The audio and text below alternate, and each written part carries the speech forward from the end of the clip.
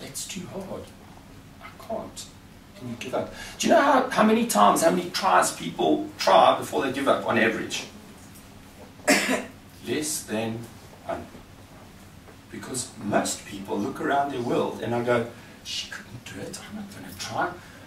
Oh no, he failed hopelessly. There's no way I'm even going to give it a go. So the norm, the average is people try less than once. So if you're not trying, how the heck are you ever going to succeed? So that's what I want us to unlock here, is our commitment to our future success. Our commitment to unlocking our unlimited potential.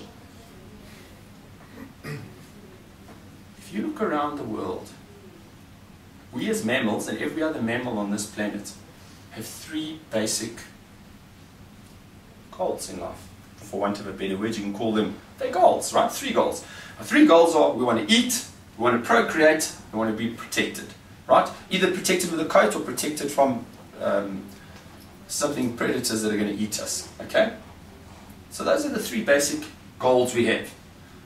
Look around and ask yourself, polar bears, they have a warm coat to keep them warm, right? Protection. So they have the tools to meet that goal. They have these big teeth and ability to swim and run very fast and big padded feet so they can not sink into, to achieve the goal to be able to eat, right? So every mammal on this planet has everything it needs to achieve its three basic goals, including us. But we have something incredible that no other mammal on this planet has. We have something called an imagination. Now, imagination doesn't help us to procreate, it doesn't help us to eat, it doesn't help us to get shelter, it does nothing but this. Give us the ability to project ourselves into the future and imagine a possibility. Pick up that possibility, pack a suitcase, and bring it back to today, where we can unpack that suitcase and say, wow, look what I can achieve. Let me make a vision. Let me make a picture of possibility. Let me give myself a direction so that I can direct my daily actions and achieve that incredible picture of possibility in the future. No other mammal has that. We also have something in our brain, right at the base of our spine here, called a reticular activating system. Very long piece of jargon. It simply means your internal Google search engine. You have something at the base of your spine, your RAS, which is your body's ability to take 400 billion bits of information. That's what you're being bombarded with at the moment, believe it or not. 400 billion bits of information from every possible sense on your skin, all over. Our brains, our conscious brains, can only process 2,000 of those. So what happens? We have this incredible thing called your RAS. It sorts through the 400 billion and it decides which 2,000 you're going to get. But think about this. Which 2,000 are you getting? The 2,000 that you've programmed into your brain? Or the 2,000 that you've randomly allowed the universe to program your brain to find? If you're standing in a room of 3,000 people and you are now an investment specialist and you are looking for people over the age of 50 with money to invest, you're standing in this room. Noise. You know what it's like? Have you ever heard a tape recording of a room of 3,000 people? You go, I wasn't in that room. Why? Because your reticular activating system was filtering out those 400 billion bits of information that you didn't need. So you're standing in this room of 3,000 people, and 10 meters away, someone goes, oh, I've just retired, I've got all this money, and I don't know what to do with it.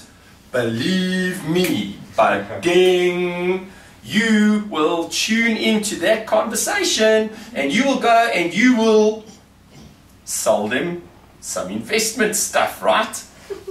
Why? Because you've programmed your brain to find them. You know what it's like? You're driving along and you decide, I want a new car. So you go and you buy yourself the late, I mean, this thing's rare, okay? C-Class Mercedes, hardly anybody drives them, right? Till you buy one. Flipping hell, every dog buys one that same day. All of a sudden, all you see are these darn C-Classes, right? Or did you program your reticular activating system to now see those cars? I'm going to ask you to internalize this question because I don't want you to raise your hand right now. How many of you have a written vision and written goals? Because if you don't, your reticular activating system, the most incredible gift that you have, is being wasted. Because you're standing in a room of 3,000 people. Conversations are going on around you all the time. You're just not seeing the possibility because you haven't programmed. Those 400 billion bits of information are being wasted because you haven't filtered out the right 2,000. So that's what I'm going to help you. That's what I'm going to guide you to try and do, is to find the right 2,000.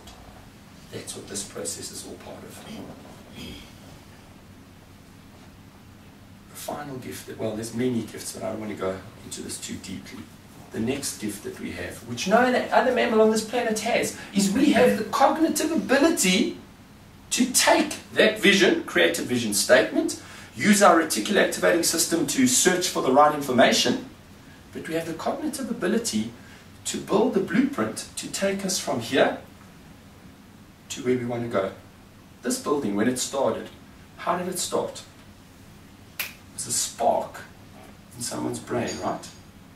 What did they do with that spark? They took that spark and they did some output, they drew a plan, and they got a quantity surveyor to decide how many materials they needed, how many workers they needed. They got everybody together, they did everything they needed to do, and the tangible reality that was just a spark now exists as this beautiful building. What is the difference between that spark and the spark of imagination that you have had right now? That picture that you are able to project. Who can't project themselves into the future right now and see anything they want? What's the difference between that spark and the spark that was an idea that was this building? Absolutely nothing. The only thing limiting you, who do you think it is? That damn president. That damn president. His fault. Jacob, I'm telling you. I'm going to use his first name. It's his fault. Promise you, someone. The price of petrol. That is no, interest rates. It's not. It's the state of the economy. Hey? That is what's limiting us. Damn right. But in reality, who is the one person standing in your way? You are living in the home. You have the spouse. You have the financial well-being. You have the spirituality. You have the career that you believe you deserve. I can guarantee it. You are living the life that you believe you should live. So if you want to change the life you are living, what do you change? Belief. What I believe, I can achieve. You go think about this. Donald Trump was wiped out, okay? 0. 2 years later, billionaire, okay? 2 years. Why? Because he has a billionaire mind. Unfortunately, some people have a 10 rand mind.